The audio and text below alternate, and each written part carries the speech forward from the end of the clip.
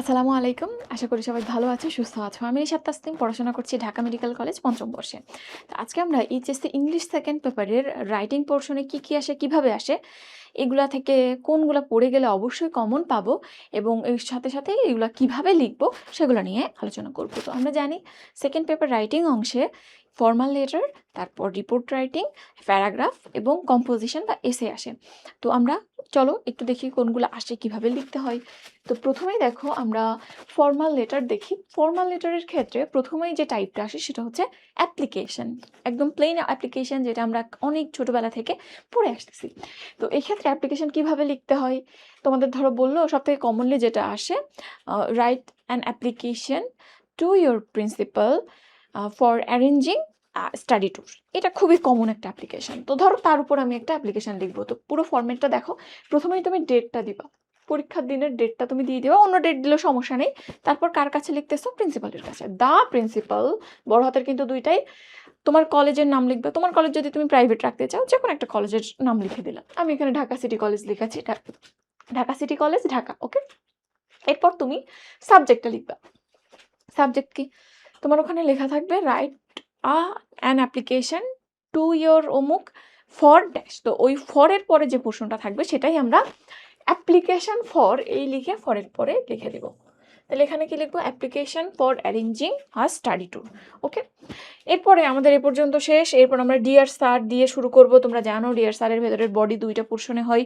প্রথমে আমরা আমাদের আর্জি জানাই, আর দ্বিতীয় জায়গায় প্রে করি বা তার কাছে আশা করি যে আপনি যদি আমার এই কাজটা অ্যারেঞ্জ করে দেন বা আমার এই কাজটা করে দেন তাহলে আমরা সারা জীবন গ্রেটফুল থাকবো, এরকম। তাহলে আমরা প্রথমে যেটা শুরু করি, আসলে এখানে দুইভাবে লেখা যায়। একটা হচ্ছে আমি হইতে পারে ক্লাসের সবার পক্ষে বা এলাকাবাসীর সবার পক্ষে লেটার লিখছি বা নিজে লিখছে। তো প্রথমটা শুরু হবে এভাবে যে আই, যদি কারোর পক্ষে লিখো, কোনো গ্রুপের পক্ষে, অন বিহাফ অফ দ্য, ধরো তোমার ক্লাসের স্টুডেন্টের পক্ষে লিখছো, on behalf of the students of class 12 on twisted that, কারোর পক্ষে লিখলাম। নিজের জিনিস যদি নিজের জন্য লেখো, আই, তোমার পরিচয়টা তুমি দিবা student of class 12 of your college, ঠিক আছে। তাহলে প্রথমেই পরিচয়টা আসবে কিভাবে, কারো পক্ষে হলে পক্ষে লিখবা, আর না হলে নিজের পরিচয় দিবা। এরপর বডিতে কি চাও সেটা তো জানো, শেষ। এরপরে দেখো আমরা পরের পাড়ায় কে লিখি, সব একই ফরম্যাটে, I therefore pray and hope that you will be kind enough to permit, যেটা তুমি চাও সেটা, বা টু অ্যারেঞ্জ। তাহলে এটা রেখে আমরা শেষ করে দিব বডিটা, ওকে। এখানে ফুল স্টপ। এরপর আসো পরবর্তীতে তোমার পরিচয়টা এখানে লিখতে হবে। সিনসিয়ারলি ইয়ার্স, নাম লিখবা, রোল লিখবা, ক্লাস লিখবা। এরপরে যদি তুমি কারোর পক্ষে লিখো সেটা একটু নিচে লিখে দেবা, on behalf of the students of class 12, তাহলে শেষ হয়ে যাবে। আর যদি কারো পক্ষে না লিখো, নাম, ক্লাস, রোল বা তোমার টোটাল পরিচয়টা তুমি এখানে লিখে দিবা, শেষ। তাহলে টোটাল এই ফর্মেটে আমরা লিখে ফেলবো। এখন আসো যে এখানে কি আসছে। তো এখানে প্রথমে যেটা বললাম, স্টাডি ট্যুর সাজেশনের ক্ষেত্রে এটা খুবই ইম্পর্টেন্ট। দেখো কত জায়গায় আসে, রাজশাহী বোর্ড 25-এ আসছে, 24-এ আসছে, 19-এ আসছে, যশোর বোর্ড 19-এ আসছে, চট্টগ্রাম বোর্ড 16-তে আসছে, খুবই ইম্পর্টেন্ট। তাহলে প্রথমে স্টাডি ট্যুর, তারপরে হচ্ছে two install multimedia system in the classroom. এটাও খুবই ইম্পর্টেন্ট, কত জায়গাতে আসছে, দেখছো, আসতেই পারে, এবার চলে আসবে দেখবা। আরেকটা আরও ইম্পর্টেন্ট, তোমার স্কুলে বা তোমার কলেজে একটা ইংলিশ ল্যাঙ্গুয়েজ ক্লাব বা ডিবেটিং ক্লাব এস্টাবলিশ করার জন্য একটা অ্যাপ্লিকেশান। ইংলিশ ল্যাঙ্গুয়েজ ক্লাব হইতে পারে, ডিবেটিং ক্লাব হইতে পারে, বা ইংলিশ ডিবেটিং ক্লাব হইতে পারে, খুব ইম্পর্টেন্ট। এরপর দেখো অ্যাডমিশন অন টিসি, তাইলে তোমার টিসি চেয়েও হইতে পারে, আবার টিসির উপর অ্যাডমিশনের জন্য হইতে পারে। তারপর দেখো to provide sound system in large classroom, এটা খুব বেশি যে আসে তা না, বাট একটু দেখবা। এরপরে যেটা আছে ফ্লাড এফেক্টেড পিপলদের জন্য তুমি সাহায্য পাঠাবা, এরকম একটা অ্যাপ্লিকেশন। এটা অনেক বেশি আসে তা না, বাট রিসেন্ট ইয়ারে ফ্লাড হইলে আসে, বাট এবছর যেহেতু ফ্লাড নাই, এখনো হয় নাই, সো আসার পসিবিলিটি কম আছে। আর ফরেস্ট স্টাইপেন্ড, এটা খুব ইম্পর্টেন্ট না। তাহলে লাস্টের এই তিনটে একটু কম ইম্পর্টেন্ট, বাট প্রথম চারটা খুবই ইম্পর্টেন্ট। প্রথম চারটা পারাই লাগবে, গেল। এরপর দেখো আরও কয়েক ধরনের অ্যাপ্লিকেশান আসে বা ফর্মাল লেটার আসে। তার মধ্যে একটা হচ্ছে জব অ্যাপ্লিকেশান উইথ সিভি। তুমি যখন জব অ্যাপ্লিকেশান করবা, তোমার এডুকেশনাল স্ট্যাটাস, তোমার স্কিল কী আছে, সব কিছু তো জানতে হবে। সো জব অ্যাপ্লিকেশানটা একটু অন্য ধরনের। তো আমরা একটু দেখি কীরকম হয় জব অ্যাপ্লিকেশানটা। তুমি জাস্ট একটা সিম্পল অ্যাপ্লিকেশান, আমরা একটু আগে যেটা দেখাইলাম, তুমি প্রিন্সিপালের কাছে লিখলা, ওরকম একটা অ্যাপ্লিকেশান যে কোম্পানিতে তোমার চাকরি করার কথা বলেছে তার বরাবর লিখে ফেলো, ওকে। বাম পাশে অ্যাপ্লিকেশান লেখা শেষ। একটা ধরো এই হচ্ছে তোমার খাতা, তো খাতার এই পাশে অ্যাপ্লিকেশনটা লিখে ফেলছো জাস্ট আগের নিয়মে। এরপর ডান পাশের এই পেজে আমরা সিভিটা লিখবো। তো সিভির ক্ষেত্রে দেখো তুমি আগেই উপরে কারিকুলাম ভিটাই লিখবা, লিখে আন্ডারলাইন করবা, তারপর এখানে সমস্ত ইনফরমেশন দিবা। তো অনেকের খাতার মধ্যে ধরে না, এই জন্য যাদের অনেক হাতের লেখা বড় তাদের জন্য আমি এই পাশেরগুলো লিখছি। যাদের হাতের লেখা একটু ছোট তারা অ্যাডিশনাল নামের পরে এই জিনিসগুলো অ্যাড করে দেবা। প্রথমে নাম লিখবা, আর নামের পরপরই বাবার নাম, মায়ের নাম, রিলিজিয়ন, ন্যাশনালিটি, ম্যারিটাল স্ট্যাটাস, এই পাঁচটা দিয়ে দেবা। হাতের লেখা যদি ছোট হয় তুমি ধরাইতে পারো। যদি দেখতেছো না ধরাইতে পারছি না, সেই ক্ষেত্রে নামের পর অ্যাড্রেস, মোবাইল নাম্বার, ইমেইল, একদম মাস্ট এই চারটা জিনিস। এরপর অবজেক্টিভ, কেন তুমি সিভিটা জমা দিচ্ছ সেটা, তারপর এডুকেশনাল স্ট্যাটাস, এভাবে বক্স করে প্রথম এক্সামিনেশন নেম, তারপর passing year, board or varsity result, HSC and SSC দুইটা লিখেছি আমি। এখানে এগুলা এভাবে বক্স করে ফিল করে দিবা। এর বাইরে যদি তোমার কোনো এক্সট্রা কিছু দিতে মন চাই তো দিও, জিএসসি দিও, বা জিএসসি দেওয়া লাগে না, এরপরে অনার্স টনার্স দিতে চাইলে দিও। আর এরপর ওয়ার্কিং এক্সপিরিয়েন্স তুমি লিখবা, 2 বছর কোন জায়গায় বা 5 বছর কোনো জায়গায় চাকরি করছিলে এরকম কিছু একটা লিখে দিবা। এরপর রেফারেন্স লাগবে। রেফারেন্স মানে সুপারিশ, দ্যাট ইজ দুইজনের নাম উল্লেখ করে দেবা, তারা তাদের কোয়ালিফিকেশান, কোথায় কি জব করে সেটা লিখে দেবা, ফোন নাম্বার লিখে দেবা। মানে তুমি যে সিভিটা জমা দিয়েছো ওটা ঠিক কিনা, সত্য কিনা, বা এর বাইরে তোমার পার্সোনাল ইনফরমেশন যদি কারো কাছ থেকে গ্যাদার করতে চাই, এই রেফারেন্সে যাদের নাম লিখবা, দুইজনের নাম, তারপরে কোয়ালিফিকেশান, তারপরে ফোন নাম্বার, তাদের কাছ থেকে যাতে কালেক্ট করতে পারে, এই জন্য রেফারেন্সটা লিখতে হয়। ওকে, এইগুলো বেসিক জিনিস লিখলে হবে। একটা জিনিস খেয়াল করবা সবসময়, এই যে দেখো কোলনগুলো দিয়েছি, এইগুলো সবে একটা লাইন বরাবর হবে। ওকে, এটা একটু খেয়াল করিও, সবগুলো একটা লাইন বরাবর হবে। এবং এইটা অনেক সময় ধরানো যায় না বলে আমি একটু সাইড করে লিখছি, বাট এইটা তুমি যদি এই বরাবর শুরু করো বক্সটা, তাইলে দেখতে আরো সুন্দর হয়, বুঝছো? এটা বক্স করে দিবা, তাইলে দেখতে সুন্দর হয়। বাট যদি একেবারেই না ধরে তাইলে একটু ভেতরে ঢুকাইতে পারো, বাট বেস্ট হয় এই কোলনের পর দিলে, বুঝছো? ওকে, তাহলে এভাবে করে আমরা সিভিটা লিখে দেবো। অ্যাপ্লিকেশন অ্যান্ড সিভি হইলেই তোমার জব অ্যাপ্লিকেশন হয়ে গেল। এরপর আসো দেখো এখানে কমপ্লেইন্ট লেটার আছে। কমপ্লেইন্ট লেটার মানে হচ্ছে ধরো তোমার এলাকায় বিদ্যুৎ থাকতেছে না, সো তুমি বিদ্যুৎ বোর্ডের চেয়ারম্যানের কাছে একটা কমপ্লেইন করে যে আমার এলাকায় বিদ্যুৎ থাকতেছে না, যে ব্যবস্থা করা হয় ভালো বিদ্যুৎ সরবরাহের, সেজন্য একটা কি বলে কমপ্লেইন টাইপের একটা লেটার লিখতে পারো। আরেকটা হইতে পারে যে এলাকায় প্রচুর অ্যাক্সিডেন্ট বেড়েছে বা প্রাইস হাইক হচ্ছে, এই জন্য নিউজ পেপারে তুমি একটা প্রতিবেদন প্রকাশের জন্য জাস্ট লাইক রিপোর্ট রাইটিং একটা অ্যাপ্লিকেশন করতে পারো।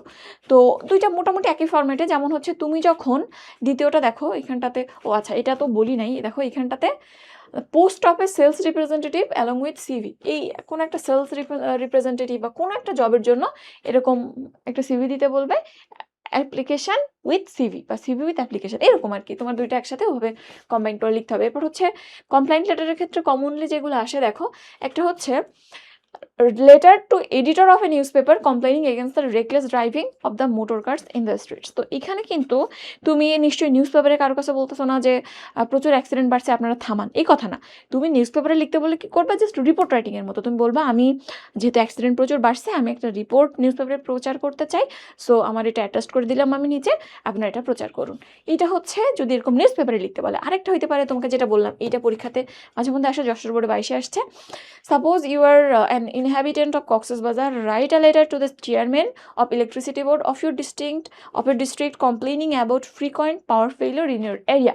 এই ক্ষেত্রে আমরা যেটা করব, জাস্ট আমরা যেভাবে একটু আগে অ্যাপ্লিকেশন লিখলাম ওভাবে তুমি ওভাবে করে ডেট দিবা, তারপরে টু কার কাছে লিখতেছো সেটা লিখবা, সব কিছু লিখে জাস্ট সিনসিয়ারলি ওর অমুক অমুক শেষ, মানে কিছুই না, জাস্ট প্রিন্সিপালের কাছে একটু আগে যা লিখলাম ওরকমই। ওকে, আর তুমি যখন এরকম নিউজ পেপারে লিখবা তখন ফরম্যাটটা কেমন হবে তুমি একটু দেখো।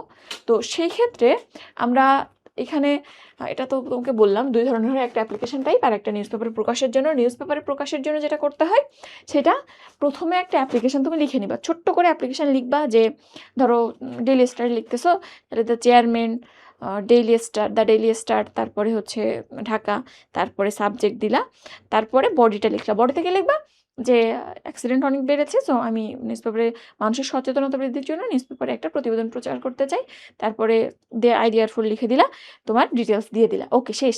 এরপর তুমি যেটা প্রচার করতে চাও সেইটা এখানে ধরো শেষ, এখানে তোমার অ্যাপ্লিকেশনটা শেষ। এরপরে তুমি পরে একটা হেডিং দিবা, জাস্ট যেভাবে রিপোর্ট লিখতে হয় রিপোর্টের মতো একটা জিনিস লিখে ফেলবা। তবে রিপোর্টে আমরা যেটা করি শুরুতে এখানে নেম অ্যান্ড হাবিজাবি দিয়ে দেই, এটা লেখার দরকার নেই, তুমি জাস্ট একটা হেডিং দিয়ে বডিটা লিখবা, লিখে এখানে তোমার নাম এবং অ্যাড্রেসটা দিয়ে দিবা, বুঝছো? বই খুলে একটু দেখিও তাহলে বুঝবা। ওকে, এই তো। এরপর যদি আমরা পরে যাই, এরপর আসে ইমেইল। ইমেইল তো আরও সহজ। ইমেইল টুকটাক আসে, খুব বেশি যে আসে তা না, সব থেকে বেশি আসে অ্যাপ্লিকেশন। তো এখানটাতে দেখো যেটা এসেছে, suppose you are Safayet, you want to get admitted into an English language club, then হচ্ছে run by British council, write an email to the manager for detail. তো এখানে ডিটেলস চেয়ে ম্যানেজারের কাছে একটা ইমেইল লিখেছো বা লিখতে হবে। আর এখানে right an email to the admission section of Oxford university asking them about admission procedure for overseas students. তো এখানে একই কথা, যে তুমি কিছু একটা জানার জন্য বা কিছু জানানোর জন্য বা কিছু চাওয়ার জন্য কারো কাছে একটা ইমেইল লিখতেছো। আমরা অ্যাপ্লিকেশনটা কাগজে লিখে দিই আর এটা জাস্ট ইলেকট্রিক মিডিয়াতে দিই, এই এতটুকু পার্থক্য, আর বেসিক জিনিস একই। তো এখানে আমরা ইমেইলের ক্ষেত্রে কি করি, just as simple as it is in email, actual email যেরকম হয় সেরকমই প্রথমেই অ্যাড্রেসটা থাকে, টু এ আমরা যে ইমেইলে পাঠাবো সেটা তুমি দিয়ে দিবা। আচ্ছা, ফর্ম চাইলে এখানে লেখা যায়, কিন্তু কখনো অ্যাকচুয়াল ইমেইল তুমি যেটা দেখে থাকো ওখানে কিন্তু ফর্ম থাকে না। কখনো ইমেইল লিখছো কাউকে, ফর্ম কিন্তু থাকে না, তাইলে এখানে টু দিয়ে শুরু করা যায়, ফর্মটা তুমি চাইলে লিখতে পারো। ওকে, এখন অ্যাড্রেসটা লেখার ক্ষেত্রে তুমি জানো কয়েকটা নিয়ম আছে। কখনো এখানে বড় হাতের অক্ষর দেওয়া যাবে না, কারণ ইমেইলে বড় হাতের অক্ষর নেয় না, মাঝখানে কোনো গ্যাপ হবে না। তাইলে নো ক্যাপিটাল লেটার এবং no gap, no capital letter, no gap, এইটা অবশ্যই ফলো করতে হবে। ওকে, এরপর তুমি সাবজেক্টটা দিবা কি জন্য লিখতেছো, তারপর ডিয়ার স্যার লিখে দুইটা প্যারাই ওভাবে সুন্দর করে লিখে ফেলবা। তো লাস্টের প্যারাতে আমরা সাধারণত ওভাবে লিখি না, জাস্ট তুমি সব কিছু লেখার পর লিখবা look forward to your reply. তোমার কাছে তুমি যদি কাছে কিছু জানতে চাই তাহলে তার কাছ থেকে রিপ্লাই আশা করছো। ডিটেলস জানতে চেয়ে তুমি হয়তো করতে পারো, যে আমরা একটু আগে বললাম ইংলিশ ল্যাঙ্গুয়েজ ক্লাবের ডিটেলস জানতে চেয়ে তুমি একটা অ্যাপ্লিকেশন করেছো বা ইমেল করেছো for detail on admission to English language club. Okay, তাহলে তার কাছ থেকে উত্তর চাওয়ার জন্য তুমি অপেক্ষা করছো। ওকে, ডান। এরপরে তোমার ডিটেলস দিয়ে দেবা, সিনসিয়ারলি ইয়োর্স নাম। তোমার যদি বাইরের কারো কাছে দিতে হয় তাহলে সিনসিয়ারলি ইয়োর্স দিয়ে নাম, বাট তুমি যদি তোমার ইনস্টিটিউশনের কারো কাছে দাও তাহলে তোমার স্পেসিফিক পরিচয়টা দিবা, অর্থাৎ নামের পরে তোমার ক্লাস, তোমার রোল, তোমার সেকশন একটু লিখে দিবা। প্রিন্সিপালের কাছে বা অন্য কারোর কাছেও তো ইমেল লিখতে হইতে পারে। ওকে, তাহলে এটাই গেল ইমেলের ডিটেলস। এরপর আমরা যদি একটু দেখি রিপোর্ট রাইটিং, রিপোর্ট রাইটিংও খুবই সহজ। আমরা যদি একটু দেখি রিপোর্ট রাইটিংয়ের নিয়মটা কিছুই না, রিপোর্ট রাইটিং খুবই সহজ, তোমরা তো বাংলাতে পড়েছো। তো রিপোর্ট রাইটিংয়ের ক্ষেত্রে প্রথমে একটা হেডলাইন দিবা।